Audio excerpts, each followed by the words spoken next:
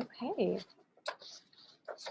And we are getting ready to start the Leadership for Change, Moving from Ideas to Action webinar series. It looks like we have a couple of participants here already. So I'm just going to ask, my name is Meredith Burks. I am the Product Marketing and Customer Experience Manager for Red Leaf Press. We're hosting this 5-part series. And I'm based in St. Paul, Minnesota. So I'd love to hear from the participants where you guys are logging in from.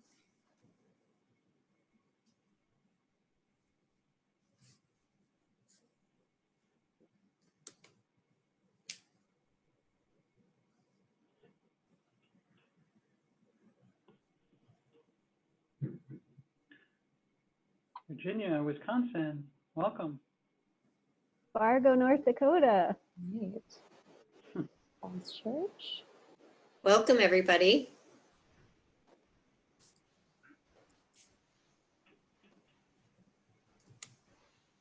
Ontario, welcome.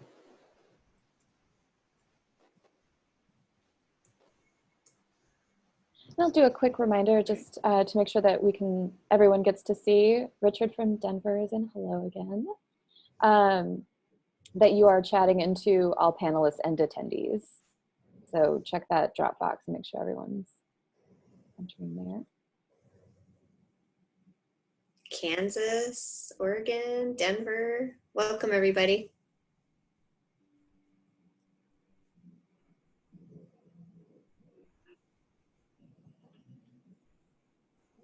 Massachusetts, oh, people from all over.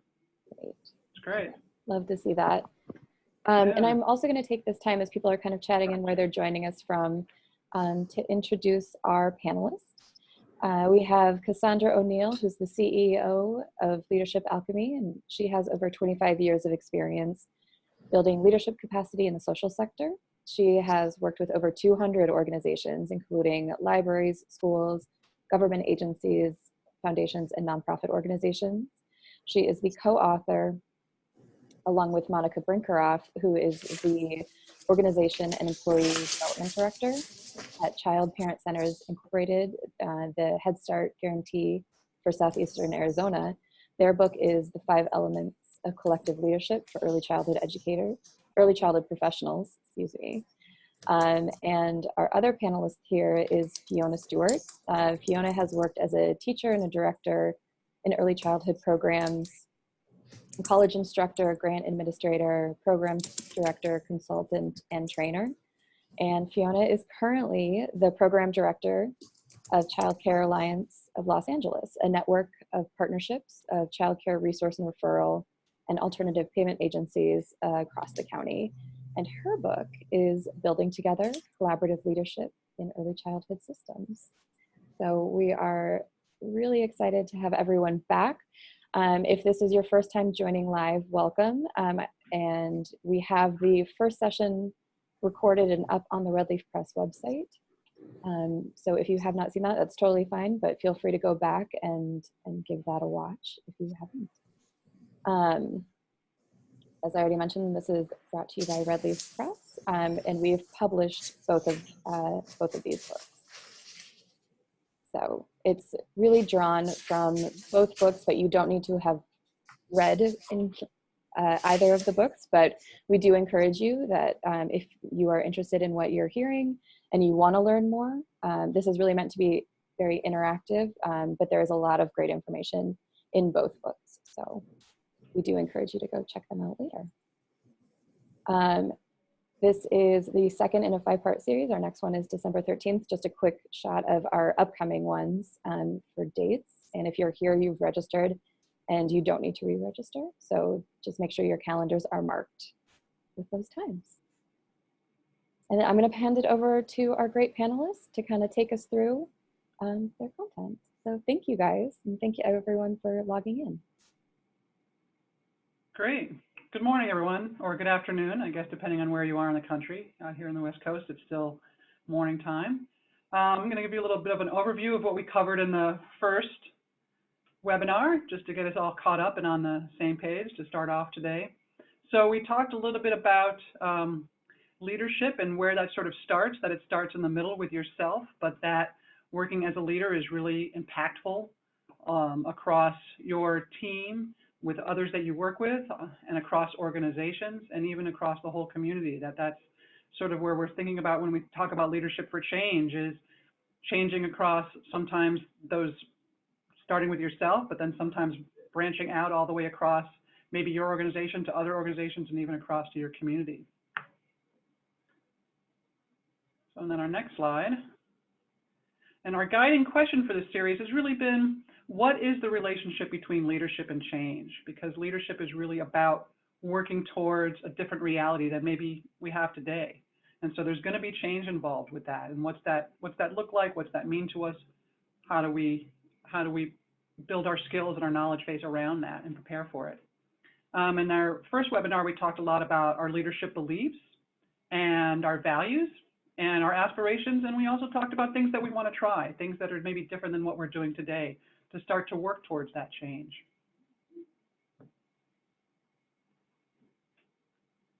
And we talked a lot about how leadership is not about position or title. It's really about your approach to your work and how you see yourself in relationship to leadership and to change. It can really be from any place in any kind of organization. It doesn't have to be a top administrator, for example. It really could be somebody who's working to lead towards a different way of doing things today. And it's about having an optimistic perspective and the vision to be aspirational, to really see what might be some alternative ways of doing things and working towards those. It's about taking action. So it's an active and dynamic state, rather than leaving things status quo, but starting to step into a space of leadership to work towards a different reality. And then it's that quality of leadership that really can make a difference with both yourself, but also across your teams and across the organizations that you work with and across the community, and working towards having increased effective leadership skills to really move towards a positive place of growth and change.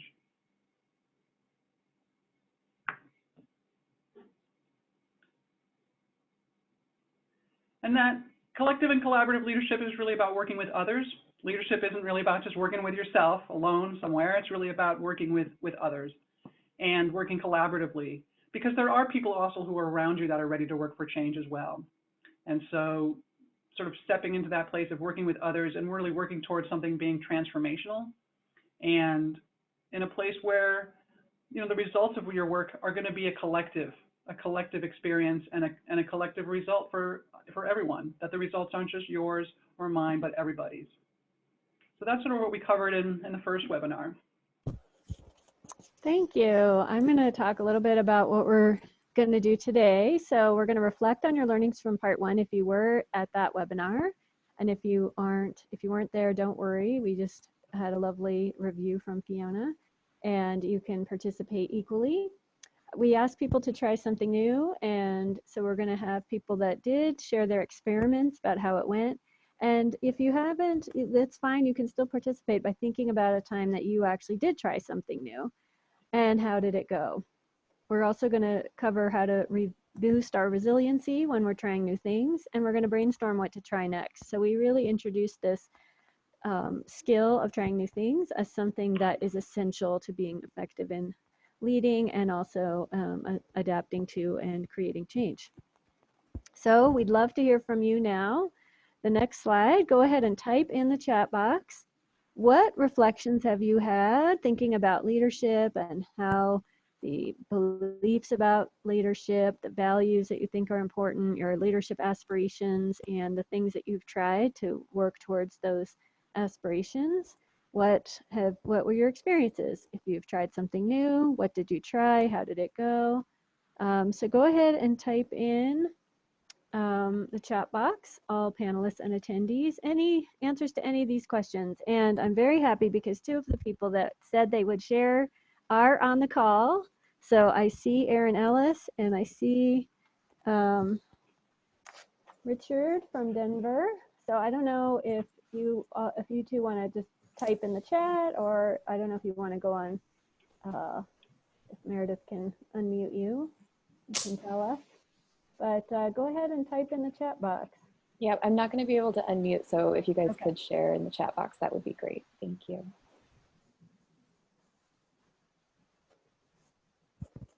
So it looks like Samantha Jones said reflections that they've had and been working on creating individual and professional development portfolios for teachers.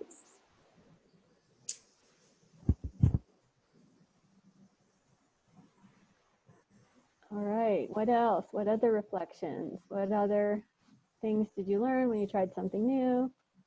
All right, here, thanks, Erin. Erin says she reflected on how to apply leadership in both large and small contexts within her department and at a state level with the Colorado Association for the Education of Young Children. And how did it go? Great. While Erin kind of maybe finishes up and we get more people to start chatting in, I'm just going to share one of mine.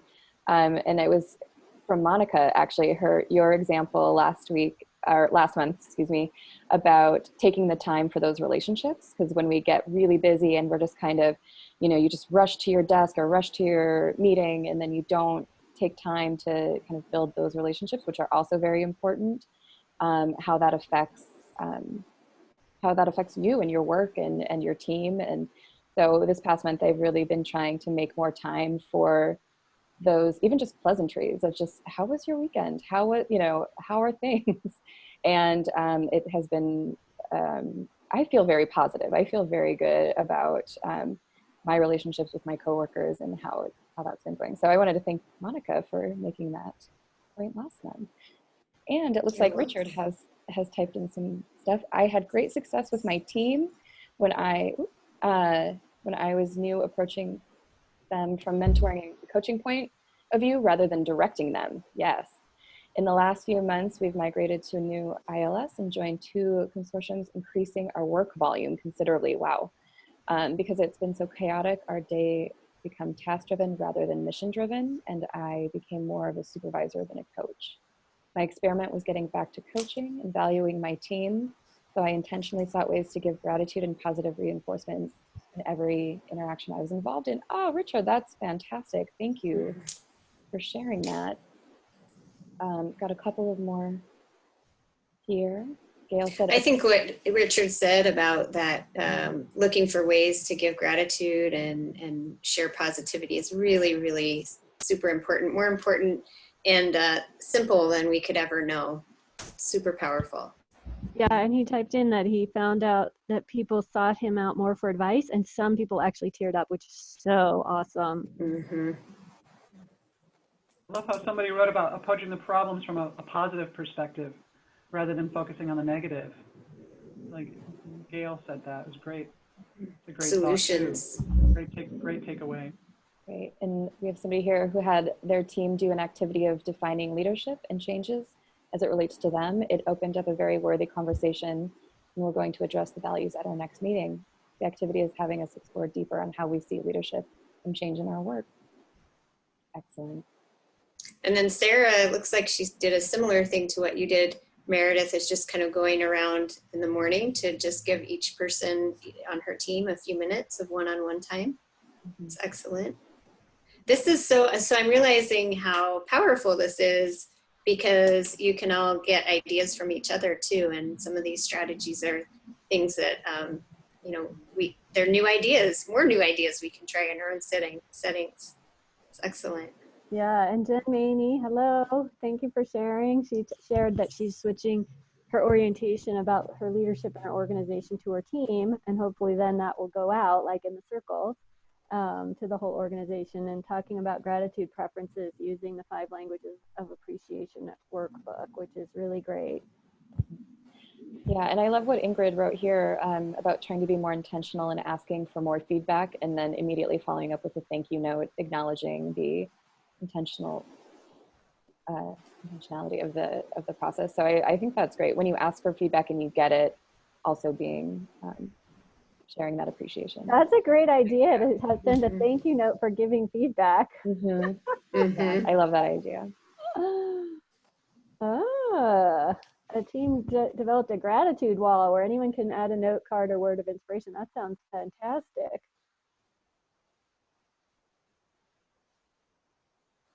Oh, wow. Funny, I was presenting last week at an early childhood education leadership institute, and I said thank you at the end, and they were all sort of surprised. It was that same kind of idea, like, wait, you're thanking us? And I was sort of like, yeah, of course, absolutely.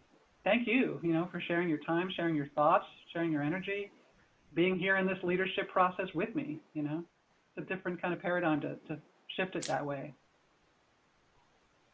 All right, so the next slide was to talk about what it feels like when you think about trying something new or when you actually try something new.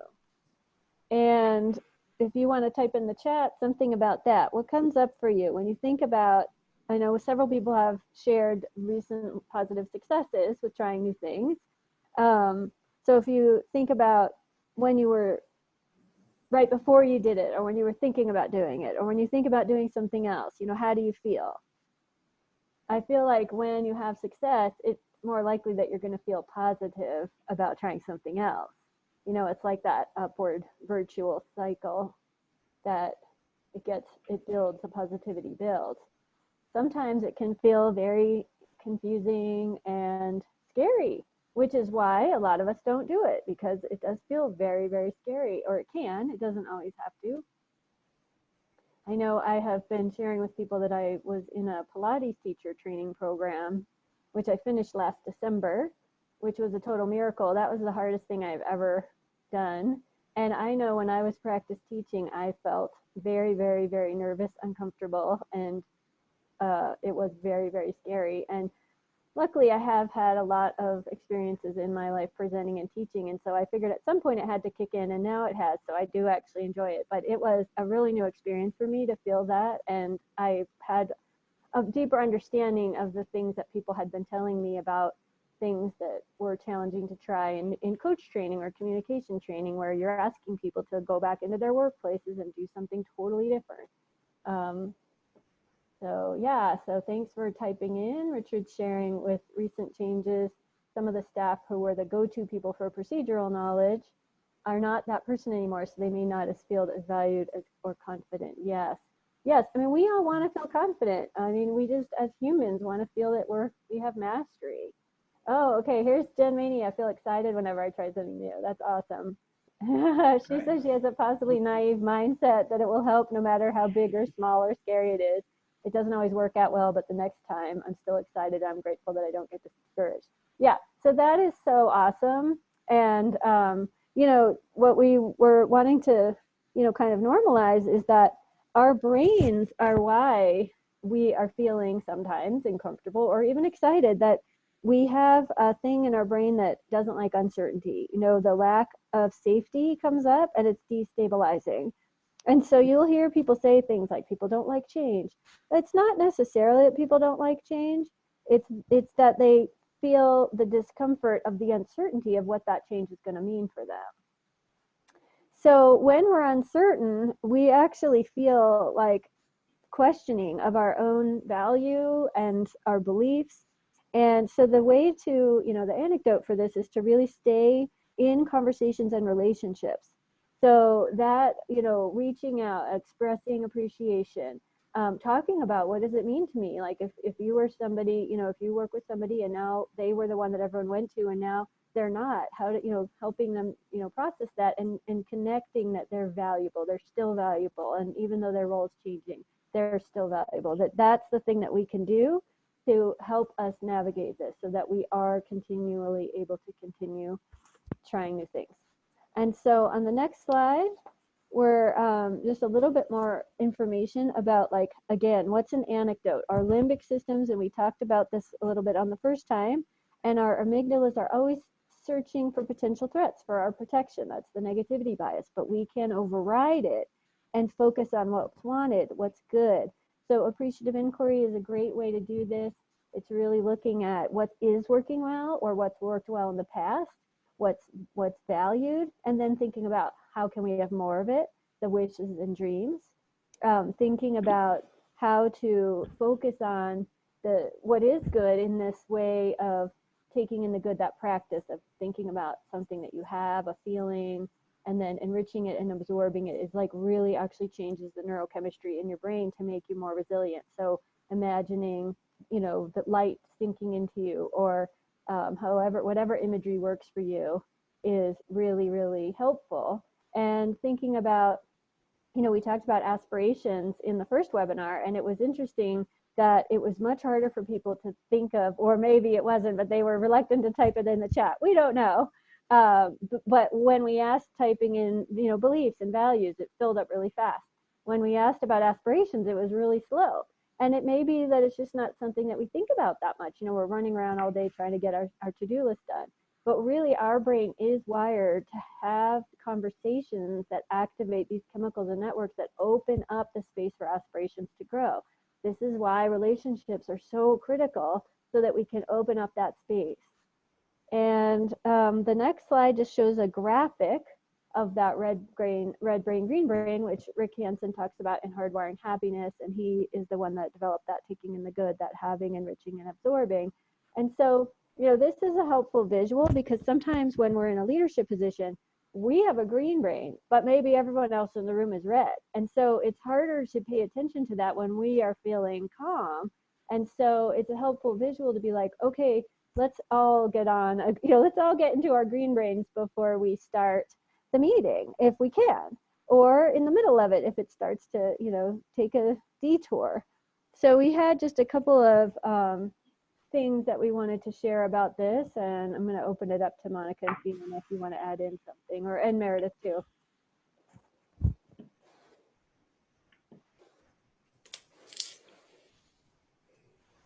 Monica, did you? Yeah, I can add a few things that, one of the things that we do in our agency is actually try to be mindful about planning a meeting and knowing that if we're going to have to be introducing some kind of a change, that we have some intentional ways to help people shift into that green side of their brain to be ready. And some of these things are things that the participants have already mentioned, things like reminding the group about the purpose of the change or why the change might be needed. I think sometimes too, just helping people recognize and normalize the fact that change can feel scary, and, share what Cassandra just shared with us related to the neuroscience of it's scary for all of us, and here's why. I think sometimes that can be really helpful.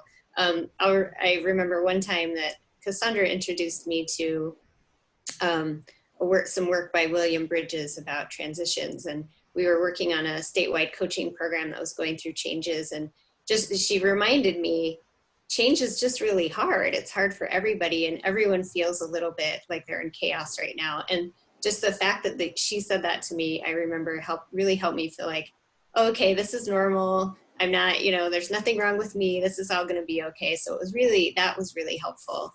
I think like the other thing that we've always talked about so far in this leadership or this webinar series is helping people be part of the change to the extent that you can, and making sure that they feel included can also help them stay in that green brain, or just accept, or engage in the change.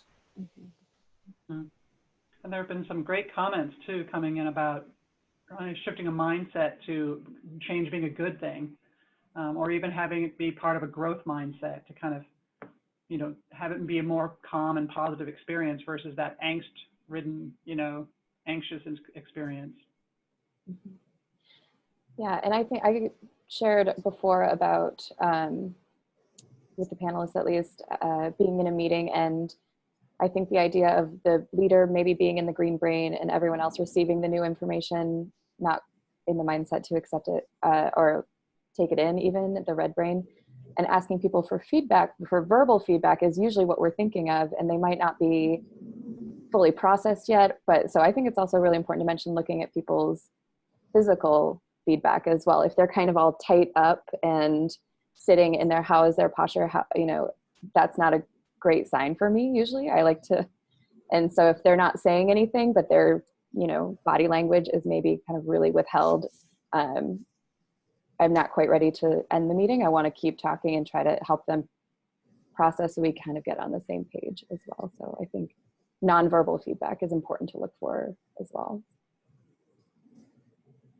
Yeah, and it's a good thing that you're talking about, Meredith, just saying like, let's just talk a little bit more. Mm-hmm. Instead of just ignoring it and being like, okay, Meeting's over. Bye. Yep, nobody said anything. Nobody. Back. Everyone's fine. All right. Well, thank you so much. I'm going to turn it over to Fiona for the next slide. Oh. Great. And a lot of the comments that I've been seeing coming in are really some of the same thoughts that we wanted to share with you today. So it's great to see that we're kind of thinking alike, because several people mentioned about risk-taking, that working towards change and leadership is sometimes about being the one to sort of take that first step, that initial risk, and that, yeah, sometimes that can be scary, but trying to do it from a place of, you know, growth and being positive, and that this is a good thing. Because I think part of that is we have to come into leadership with, you know, a base of knowledge, but also recognizing that we don't necessarily know everything, right? There's always going to be more to learn. There's always going to be others out there that know things too, and that might even have knowledge that we don't have, but that's really helpful. So I think part of leadership is about staying curious and seeking out additional information, seeking out additional knowledge, taking the risk to do that, but starting to get yourself more and more comfortable with it over time. Because I think, as Maurice Sykes here says on this quote here, a knowledgeable leader is not someone who is all-knowing, rather he or she is someone who is all-seeking. So it kind of shifts that thought around change or maybe not knowing everything and taking risks into a kind of a positive space of, that's okay. Leadership isn't about knowing everything. It's about continuously seeking out knowledge, seeking out others who might have also information to share or other leadership perspectives. You're building on your foundation of knowledge and having confidence in that, but also the confidence to seek out new knowledge, and that passion for remaining curious, to seeking out more knowledge and leading that, having you take more risks and seek out strengths and other information that you don't have yet. And then on the next slide, a couple more quotes here. To be an authentic leader, you need to be curious and to take calculated risks about the things you don't yet know. And that the mental agility, I love that kind of thought of it, the mental agility fostered by boundless curiosity allows a leader to take risks and envision alternatives even when the proven approach still works. So again, that desire to keep learning, to stay curious. And if you're curious, you can stay open to taking some risks, right? And putting yourself out there to explore and to try something new.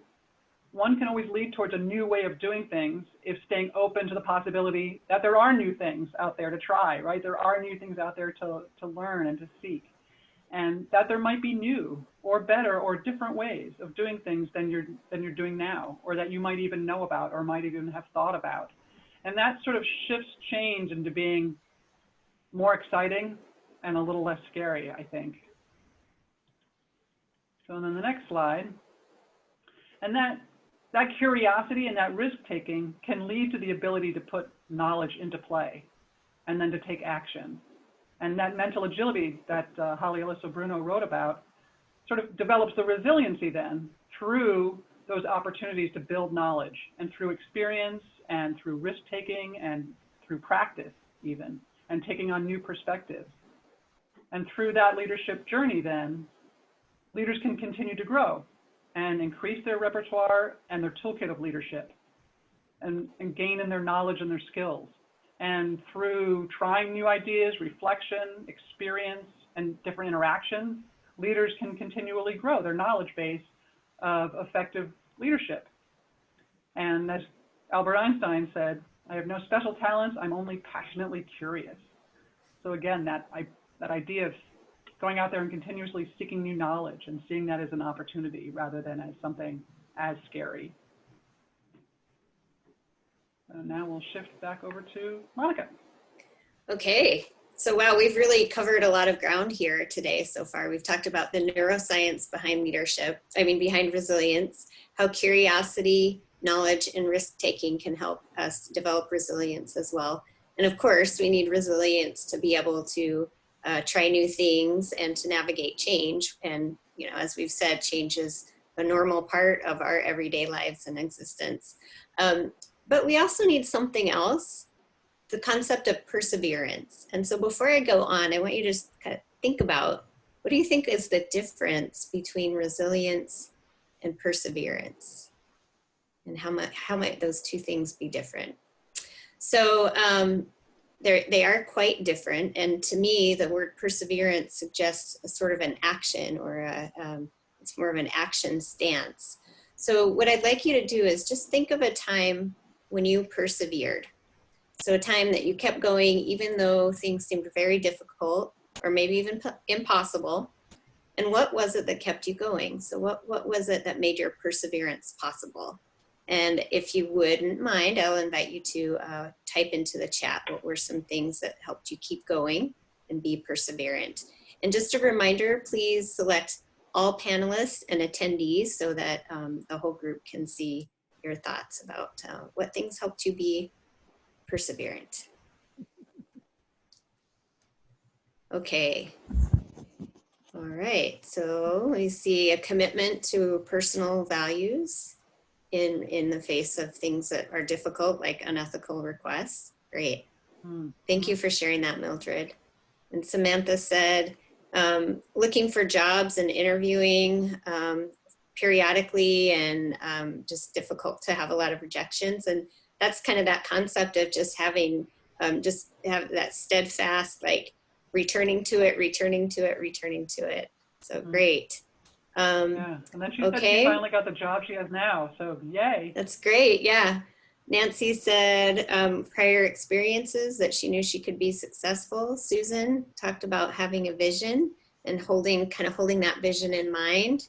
Jamie, collaboration and mentor-mentee relationships, great. Tammy, oh, you had no choice. Yeah, sometimes that's the case. You really just can't, you just have to be there and persevere. I've actually had an experience where that was part of what led to my perseverance as well. Holding a mantra. So that's another way of keeping like a hold on your vision, a mantra or a saying to remind yourself. Oh, Julianne writes, resiliency builds perfect perseverance. Yeah, they are certainly linked together. Eva writes that kind of knowing that it was a temporary stage. Wonderful. These are excellent comments. Okay, let's go to the next slide here. And I've got an image that I just completely love. So I think of this, you know, I look at this image and I see things, I think about steadfastness, stability, and even though there might be storms that pass through this place, sunshine, heavy wind, it's always there, it's always steady. And so, you know, when I think about what helps us persevere, it is all those things that we said: holding the vision, knowing our ground, staying grounded, being kind of open, knowing that you're not sure how it'll turn out, but just kind of holding on to that hope. And really just that idea of being steadfast, patience, and having courage. So on the last slide, it was titled Joyful Perseverance. And that concept is offered by Margaret Wheatley, who is an author and a leadership expert. And I love that idea of joyful perseverance, because I think about that there's a sort of joy that can be found in coming back again and again and again, and kind of being, when you're successful at the end. But even just the part of the journey, then being on the journey of perseverance, can also be very joyful. And holding the balance between, you know, the discipline that perseverance requires, requires us to keep coming back and returning, but it also keeping the compassion and the humor and the joy. So I think this is just a good reminder. We wanted to have this in here to remind ourselves as leaders that sometimes we need to be a steady presence for those around us and a steady presence for ourselves. And yeah, I see that Ingrid just wrote that it's just having the understanding that life is constantly changing and nothing stays the same. It's just part of life, right? Thank you. Okay, next slide. So as we're kind of coming up toward the last few slides of this webinar, we'd like you to just think for a minute about anything that's resonated for you so far in this webinar. So you think about your leadership aspirations, you know, that we've talked about during the last webinar, maybe what your hopes for your visions for yourself as a leader might be. And think about anything that you've heard today that kind of resonated with you. And this slide is really just to give you a chance to sort of think about it and hold it in your mind. And then we'll go to the next slide. And here's the difference between, you know, thinking about something and making a commitment. So what I'd like you to do is actually write down something that you would like to try between now and the next webinar that might require you to be perseverant. Something that might require you to learn something new, try something different, something that might feel a little bit challenging. And just jot that down. And if you'd like to type it into the box, that would be great. We have Tracy, she said, keeping your team accountable, great. So go ahead, and if you would like to share whatever you might want to try that's new, or something that might require a little perseverance, go ahead and type that in.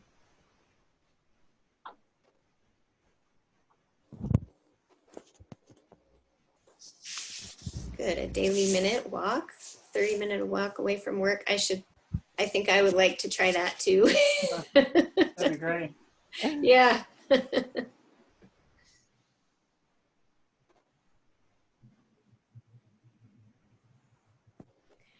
I think I could share one of the things that I've been paying attention to and being mindful of is we've gone through some workshops in our organizations called adaptive schools, and it's really about the responsibility of the entire group to make meetings successful. So not just the facilitator, but the group members as well. And so one of the things that I have been trying to pay attention to and be better at really is asking questions in meetings when it gets off track or it feels like it's not productive, and you know, not gotcha questions, but questions of the whole group, and which that takes some courage. So that's the thing for me that I'm going to try between now and the next webinar that will require perseverance. Let's see what Jen said. Learning new software. Oh, and you're putting it off, and even though you know learning it will make things better. Yes, learning new things definitely, especially software, can require a lot of perseverance. Great, committing to statewide changes. Relocating your program. Yeah, oh, after almost 40 years, yes, that will require perseverance. Developing an assessment skill. Wow, great. Yep, learning new software. Wonderful. All right, let's go ahead into the last slide here. And this is just a final invitation to just think about any last reflections you have. We can also have this time be, if anyone has any questions or wants to share any final things in our last few minutes together. Anything you'd like to kind of share? What I was really enjoying before was all the great ideas that you were typing in when you talked about the things that you'd tried between last time and now. So any strategies, anything that you're sort of taking away? What's any aha moments you had today in this webinar? You know, while people are thinking, I might add that somebody earlier on in the comments mentioned something about being prepared. That was actually a skill that they found helpful, was sort of preparing for the change a little bit in advance, and that's a great strategy. I find that sometimes I sometimes think about what I'm going to say in my head. Sometimes during a meeting, I kind of listen and kind of try to take it in and formulate my thoughts first. I know some people sort of think externally. I tend to think in my head a little bit first, but sometimes if I know change is coming, or I'm going to have a meeting coming up or something coming up, I actually think about it in advance, like, you know, in the car or whatever. I think about what I'm going to say and how I feel about it. So I'm sort of prepared when I get there to deal with the change or to deal with the issues. That's a skill that I sometimes find helpful. I kind of appreciated reading that in the comments. Mm-hmm. Yeah, yesterday when we had a practice session for this webinar, and we were speaking of being prepared, we were talking about the value of even just, you know, preparing for meetings, and yeah, like Susan said, putting an agenda out in advance. Yep, so quieter people have time to think about what's going to be discussed, and then really having intentional strategies in meetings. Mm-hmm. Yeah, really structuring sometimes how a meeting might go, or even structuring the conversations in different ways can help them feel a little safer, and can help people kind of work towards shared goals, and sort of take some risks because they know there's some structure around it that they can lean on. That it makes it sort of feel a little bit safer and gives it some structure. Mm-hmm. That's a great strategy as well. Yeah, so Ingrid wrote that the graphic of the green brain and red brain was helpful, and she'll refer to that the next during the delivery of the next training session. And this comment from Danya about remembering people's mental and emotional states when having conversations. I love this. We sometimes forget to prepare our minds and hearts to be open. Mm-hmm. You know, the next comment about from Amanda about preparing in advance and then having difficulty following through in a positive manner because seeing the body language and reactions, it's not always true that, you know, the body language that you're seeing is actually related to you. And so it's really important to be curious instead of assuming that it does. That shuts you down. I mean, I remember several times I've been in meetings and in advance somebody told me that somebody else was going to have, you know, this terrible behavior, and then I never saw it.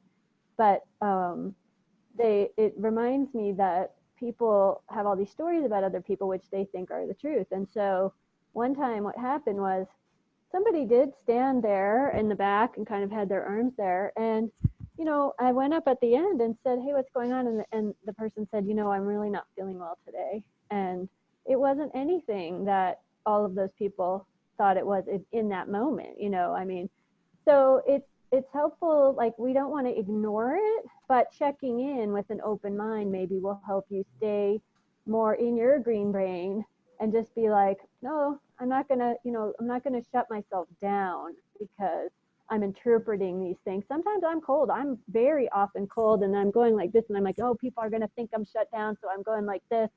So you never know. Yeah, I think that's a great point. I was just going to say, and sometimes it does help if you have the opportunity to have that individual check-in.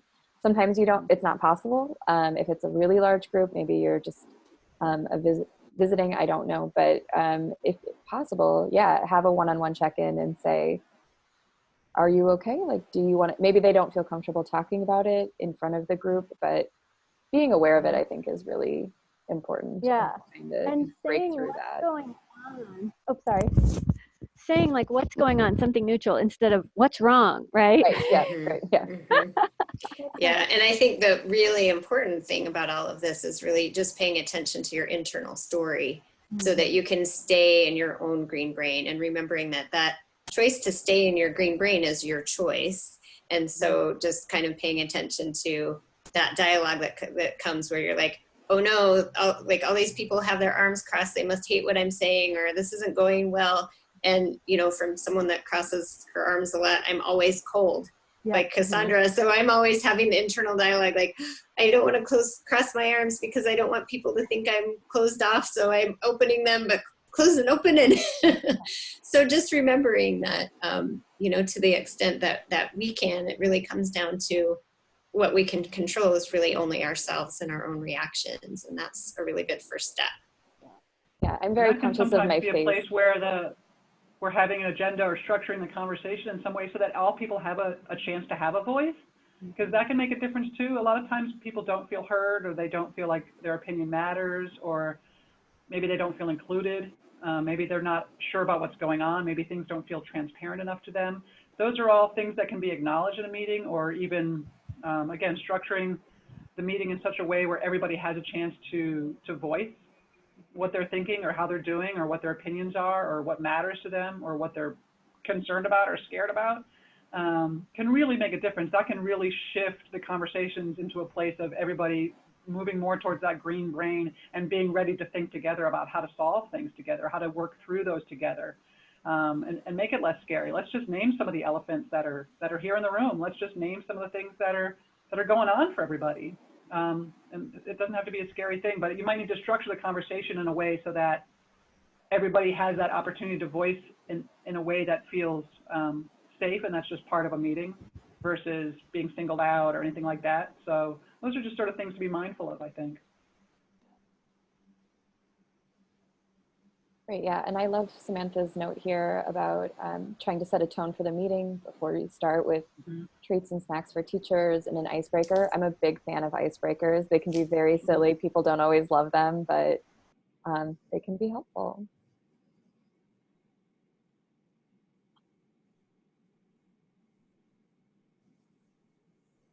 Right, I think All right. it's back to you, Meredith. Yes, okay. Thank you guys, every person for showing up today and continuing this conversation.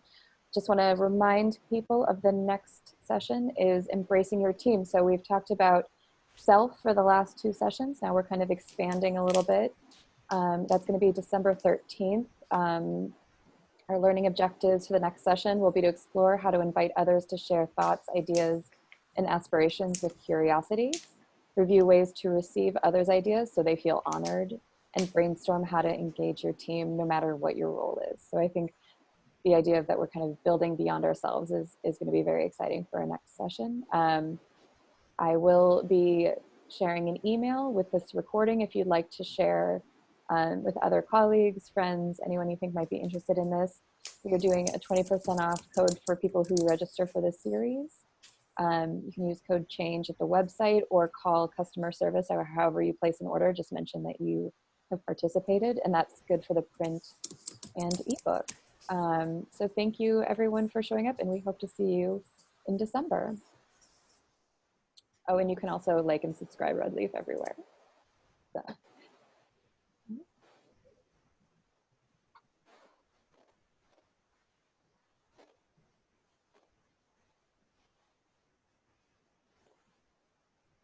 Did the Facebook Live work? Facebook Live did not work. We'll work on it for next time. I'm not sure why. It's a mystery. Thank Said to you, go back and everyone. try again. But we will have the recording available. It'll be on the YouTube channel. Okay.